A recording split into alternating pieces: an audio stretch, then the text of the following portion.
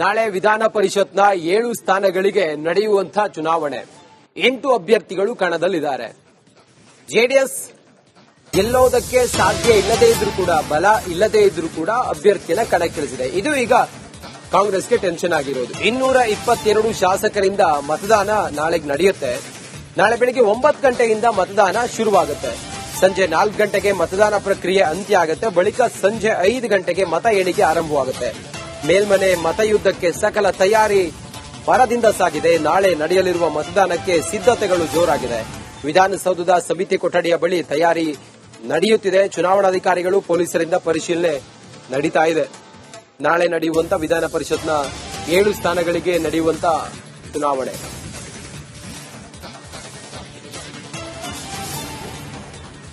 ವಿಧಾನಸಭೆಯಿಂದ ವಿಧಾನ ಪರಿಷತ್ನ 7 ಸ್ಥಾನಗಳಿಗೆ ಸಂಬಂಧಪಟ್ಟಂತೆ ಆ ಚುನಾವಣೆ ನಿಗದಿಯಾಗಿರ್ತಕ್ಕಂಥದ್ದು. ಇನ್ನೇನು ಕೆಲವೇ ಕ್ಷಣಗಳಲ್ಲಿ ವಿಧಾನ ಪರಿಷತ್ನ 7 ಸ್ಥಾನಗಳಿಗೆ ಚುನಾವಣೆ ನಡೆಯುತ್ತೆ. ಕಾರಣ ಅಂತಂದ್ರೆ 8 ಅಭ್ಯರ್ಥಿಗಳಿರೋದ್ರಿಂದ ಈಗ ಚುನಾವಣೆ ನಡೆಯುವಂತದ್ದು. ಇಲ್ಲಿ ನಾವು ನೋಡಬಹುದು, ಈ ಒಂದು ಸ್ಥಳದಲ್ಲಿ ಯಾರೆಲ್ಲ ಶಾಸಕರು ಮತದಾನಕ್ಕೆ ಬರ್ತಾರೆ ಅವರಿಗೆ ಇಲ್ಲಿ ಸ್ಲಿಪ್ ಅನ್ನ ಕೊಡಲಾಗುತ್ತೆ. ಸ್ಲಿಪ್ ಅನ್ನ ತೆಗೆದುಕೊಂಡು ಈಗ ನಾವು ನೋಡಬಹುದು, ಮತಗಟ್ಟೆ ಅನ್ನುವಂತ ಒಂದು ಬೋರ್ಡ್ ಏನಿದೆ, ಈ ಒಂದು ಕಮಿಟಿ ರೂಮ್ ಇತ್ತು. ಇಲ್ಲಿ ವಿಧಾನಸೌಧದ 106ನೇ ಒಂದು ರೂಮ್ ಏನಿದೆ, ಇಲ್ಲಿ ಒಂದು ಮತದಾನ ಪ್ರಕ್ರಿಯೆ ಆರಂಭವಾಗುವಂತದ್ದು. ಸೊ ನೇರವಾಗಿ ಬಂದು ಇಲ್ಲಿ ಒಂದು ಮತಗಟ್ಟೆಗೆ ಸಂಬಂಧಪಟ್ಟಂತ ಬ್ಯಾಲೆಟ್ ಅನ್ನ ಕೊಡ್ತಾರೆ. ಅಂದ್ರೆ 8 ಅಭ್ಯರ್ಥಿಗಳು ಏನಿರ್ತಾರೆ ಅವ್ರು ಇರ್ತಕ್ಕಂತ ಒಂದು ಬ್ಯಾಲೆಟ್ ಅನ್ನ ಕೊಡ್ತಾರೆ.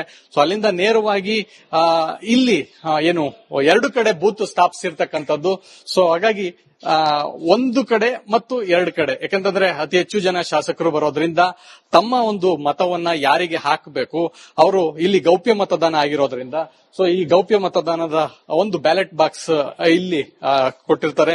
ಸೊ ಹಾಗಾಗಿ ಇಲ್ಲಿಂದ ನೇರವಾಗಿ ತೆಗೆದುಕೊಂಡೋಗಿ ಅಲ್ಲಿ ಚುನಾವಣಾ ಅಧಿಕಾರಿಗಳು ಕೂಡ ಇರ್ತಾರೆ. ಸೊ ಚುನಾವಣಾ ಅಧಿಕಾರಿಗಳ ಬಳಿ ಈ ಒಂದು ಸಂಪೂರ್ಣ ಒಂದು ಬಾಕ್ಸ್ ಏನಿದೆ ಆ ಬಾಕ್ಸ್ ನ ಬಳಿ ಹಾಕ್ತಾರೆ. ಸೊ ಇಡೀ ಚಿತ್ರಣ ಅಂದ್ರೆ ಯಾರೆಲ್ಲ ಅಧಿಕಾರಿಗಳಿರ್ತಾರೆ, ಚುನಾವಣಾಧಿಕಾರಿಗಳು ಕೂಡ ಇರ್ತಾರೆ ಮತ್ತು ಚುನಾವಣೆಗೆ ಸಂಬಂಧಪಟ್ಟಂತ ಎಲ್ಲ ಅಧಿಕಾರಿಗಳು ಇರ್ತಾರೆ. ಈ ಇಡೀ ಪ್ರಕ್ರಿಯೆ ಸಿಸಿ ಕ್ಯಾಮೆರಾದಲ್ಲಿ ರೆಕಾರ್ಡ್ ಆಗುತ್ತೆ. ಸೊ ಈಗಾಗಲೇ ನಾವು ಗಮನಿಸಬಹುದು, ಈ ಒಂದು ಚುನಾವಣೆಗೆ ಸಂಬಂಧಪಟ್ಟಂತ ಸಂಪೂರ್ಣ ಚಿತ್ರಣ ಇಲ್ಲಿ ಸಿಸಿ ಕ್ಯಾಮೆರಾದಲ್ಲಿ ಬರುತ್ತೆ. ಸೊ ಅದರ ಮಾನಿಟರಿಂಗ್ ಕೂಡ ಇಲ್ಲೇ ಆಗುತ್ತೆ. ನಾವು ಗಮನಿಸಬಹುದು, ಏನು ಇಡೀ ಒಂದು ಚುನಾವಣೆಗೆ ಸಂಬಂಧಪಟ್ಟಂತ ಏನ್ ಪ್ರಕ್ರಿಯೆ ಹೊರಗಡೆಯಿಂದ ಬಂದು ಒಳಗೆ ಬಂದು ಏನೆಲ್ಲ ಮಾಡ್ತಾರೆ ಮತ್ತು ಇಡೀ ಒಂದು ಕ್ಯಾಮೆರಾ ರೆಕಾರ್ಡ್ ಕೂಡ ಆಗುತ್ತೆ. ಸೊ ಯಾವ ಅಭ್ಯರ್ಥಿ ಯಾರಿಗೆ ಮತ ಹಾಕದ ಅನ್ನುವಂಥದ್ದು ಕೂಡ ತೋರಿಸುವಂತಿಲ್ಲ. ಒಂದು ವೇಳೆ ಆ ರೀತಿ ಆದ್ರೆ ಆ ಮತ ಅಸಿಂಧು ಆಗುತ್ತೆ. ಕಾರಣ ಅಂತಂದ್ರೆ ಇದು ಗೌಪ್ಯ ಮತದಾನ ಆಗಿರ್ತಕ್ಕಂಥದ್ದು. ಸೊ ಹೀಗಾಗಿ ಈ ಗೌಪ್ಯ ಮತದಾನವನ್ನ ಬಹಳ ಗೌಪ್ಯತೆಯಿಂದನೇ ಹಾಕಿ ಒಂದು ಬ್ಯಾಲೆಟ್ ಬಾಕ್ಸ್ ಅನ್ನ ಇಟ್ಟಿರ್ತಾರೆ. ಆ ಬ್ಯಾಲೆಟ್ ಬಾಕ್ಸ್ಗೆ ತುಂಬಬೇಕು. ಅದಾದ ಬಳಿಕ ಬೆಳಗ್ಗೆ 11 ಗಂಟೆಯಿಂದ ಬಹುತೇಕ ಮಧ್ಯಾಹ್ನ 3 ಗಂಟೆವರೆಗೂ ಕೂಡ ಈ ಚುನಾವಣಾ ಪ್ರಕ್ರಿಯೆ ನಡೆಯುತ್ತೆ. ಸಂಜೆ 4 ಗಂಟೆಗೆ ಮತ ಎಣಿಕೆ ಪ್ರಕ್ರಿಯೆ ಆರಂಭವಾಗುತ್ತೆ. 8 ಜನ ಕಣದಲ್ಲಿರೋದ್ರಿಂದ 7 ಸ್ಥಾನಗಳಿಗೆ ಮಾತ್ರ ಚುನಾವಣೆ ಇರತಕ್ಕಂಥದ್ದು. ಸೊ ಹೀಗಾಗಿ ಯಾರು ಗೆಲ್ತಾರೆ ಅನ್ನುವಂಥದ್ದು ಬಹಳಷ್ಟು ಕುತೂಹಲ ಇರತಕ್ಕಂಥದ್ದು. ಸೊ ಹೀಗಾಗಿ ನಾಳೆ ಇಷ್ಟೊತ್ತಿಗೆ ಯಾವ ಅಭ್ಯರ್ಥಿ ಗೆಲ್ತಾರೆ ಅನ್ನುವಂಥದ್ದು ಬಹಳ ಸ್ಪಷ್ಟವಾಗಲಿದೆ. ಕ್ಯಾಮರಾ ಪರ್ಸನ್ ಮಂಜುನಾಥ್ ಜೊತೆ ಚಂದ್ರಶೇಖರ್, ರಿಪಬ್ಲಿಕ್ ಕನ್ನಡ, ಬೆಂಗಳೂರು.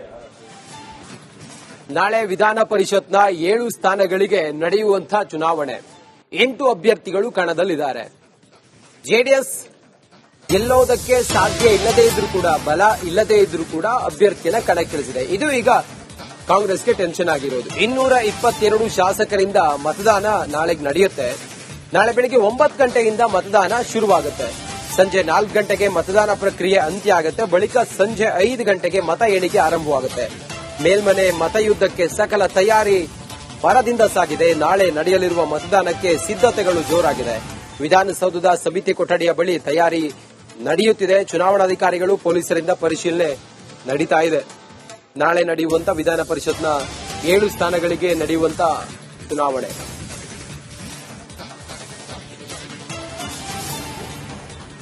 ವಿಧಾನಸಭೆಯಿಂದ ವಿಧಾನ ಪರಿಷತ್ನ 7 ಸ್ಥಾನಗಳಿಗೆ ಸಂಬಂಧಪಟ್ಟಂತೆ ಆ ಚುನಾವಣೆ ನಿಗದಿಯಾಗಿರ್ತಕ್ಕಂಥದ್ದು. ಇನ್ನೇನು ಕೆಲವೇ ಕ್ಷಣಗಳಲ್ಲಿ ವಿಧಾನ ಪರಿಷತ್ನ 7 ಸ್ಥಾನಗಳಿಗೆ ಚುನಾವಣೆ ನಡೆಯುತ್ತೆ. ಕಾರಣ ಅಂತಂದ್ರೆ 8 ಅಭ್ಯರ್ಥಿಗಳಿರೋದ್ರಿಂದ ಈಗ ಚುನಾವಣೆ ನಡೆಯುವಂತದ್ದು. ಇಲ್ಲಿ ನಾವು ನೋಡಬಹುದು ಈ ಒಂದು ಸ್ಥಳದಲ್ಲಿ ಯಾರೆಲ್ಲ ಶಾಸಕರು ಮತದಾನಕ್ಕೆ ಬರ್ತಾರೆ ಅವ್ರಿಗೆ ಇಲ್ಲಿ ಸ್ಲಿಪ್ ಅನ್ನ ಕೊಡಲಾಗುತ್ತೆ. ಸ್ಲಿಪ್ ಅನ್ನ ತೆಗೆದುಕೊಂಡು ಈಗ ನಾವು ನೋಡಬಹುದು ಮತಗಟ್ಟೆ ಅನ್ನುವಂತ ಒಂದು ಬೋರ್ಡ್ ಏನಿದೆ, ಈ ಒಂದು ಕಮಿಟಿ ರೂಮ್ ಇತ್ತು. ಇಲ್ಲಿ ವಿಧಾನಸೌಧದ 106ನೇ ಒಂದು ರೂಮ್ ಏನಿದೆ, ಇಲ್ಲಿ ಒಂದು ಮತದಾನ ಪ್ರಕ್ರಿಯೆ ಆರಂಭವಾಗುವಂತದ್ದು. ಸೊ ನೇರವಾಗಿ ಬಂದು ಇಲ್ಲಿ ಒಂದು ಮತಗಟ್ಟೆಗೆ ಸಂಬಂಧಪಟ್ಟಂತ ಬ್ಯಾಲೆಟ್ ಅನ್ನ ಕೊಡ್ತಾರೆ. ಅಂದ್ರೆ 8 ಅಭ್ಯರ್ಥಿಗಳು ಏನಿರ್ತಾರೆ ಅವ್ರು ಇರ್ತಕ್ಕಂತ ಒಂದು ಬ್ಯಾಲೆಟ್ ಅನ್ನ ಕೊಡ್ತಾರೆ. ಸೊ ಅಲ್ಲಿಂದ ನೇರವಾಗಿ ಇಲ್ಲಿ ಏನು 2 ಕಡೆ ಬೂತ್ ಸ್ಥಾಪಿಸಿರ್ತಕ್ಕಂಥದ್ದು. ಸೊ ಹಾಗಾಗಿ ಒಂದು ಕಡೆ ಮತ್ತು 2 ಕಡೆ, ಯಾಕಂತಂದ್ರೆ ಅತಿ ಹೆಚ್ಚು ಜನ ಶಾಸಕರು ಬರೋದ್ರಿಂದ ತಮ್ಮ ಒಂದು ಮತವನ್ನ ಯಾರಿಗೆ ಹಾಕಬೇಕು ಅವರು ಇಲ್ಲಿ ಗೌಪ್ಯ ಮತದಾನ ಆಗಿರೋದ್ರಿಂದ ಸೊ ಈ ಗೌಪ್ಯ ಮತದಾನದ ಒಂದು ಬ್ಯಾಲೆಟ್ ಬಾಕ್ಸ್ ಇಲ್ಲಿ ಕೊಟ್ಟಿರ್ತಾರೆ. ಸೊ ಹಾಗಾಗಿ ಇಲ್ಲಿಂದ ನೇರವಾಗಿ ತೆಗೆದುಕೊಂಡೋಗಿ ಅಲ್ಲಿ ಚುನಾವಣಾ ಅಧಿಕಾರಿಗಳು ಕೂಡ ಇರ್ತಾರೆ.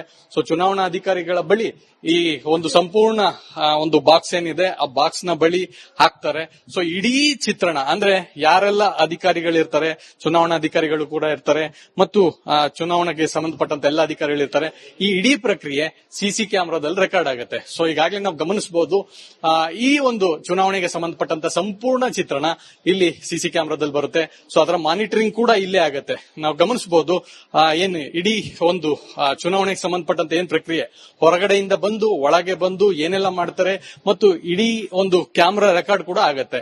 ಸೊ ಯಾವ ಅಭ್ಯರ್ಥಿ ಯಾರಿಗೆ ಮತ ಹಾಕದ ಅನ್ನುವಂಥದ್ದು ಕೂಡ ತೋರಿಸುವಂತಿಲ್ಲ. ಒಂದು ವೇಳೆ ಆ ರೀತಿ ಆದ್ರೆ ಆ ಮತ ಅಸಿಂಧು ಆಗುತ್ತೆ. ಕಾರಣ ಅಂತಂದ್ರೆ ಇದು ಗೌಪ್ಯ ಮತದಾನ ಆಗಿರ್ತಕ್ಕಂಥದ್ದು. ಸೊ ಹೀಗಾಗಿ ಈ ಗೌಪ್ಯ ಮತದಾನವನ್ನ ಬಹಳ ಗೌಪ್ಯತೆಯಿಂದನೇ ಹಾಕಿ ಒಂದು ಬ್ಯಾಲೆಟ್ ಬಾಕ್ಸ್ ಅನ್ನ ಇಟ್ಟಿರ್ತಾರೆ. ಆ ಬ್ಯಾಲೆಟ್ ಬಾಕ್ಸ್ಗೆ ತುಂಬಬೇಕು.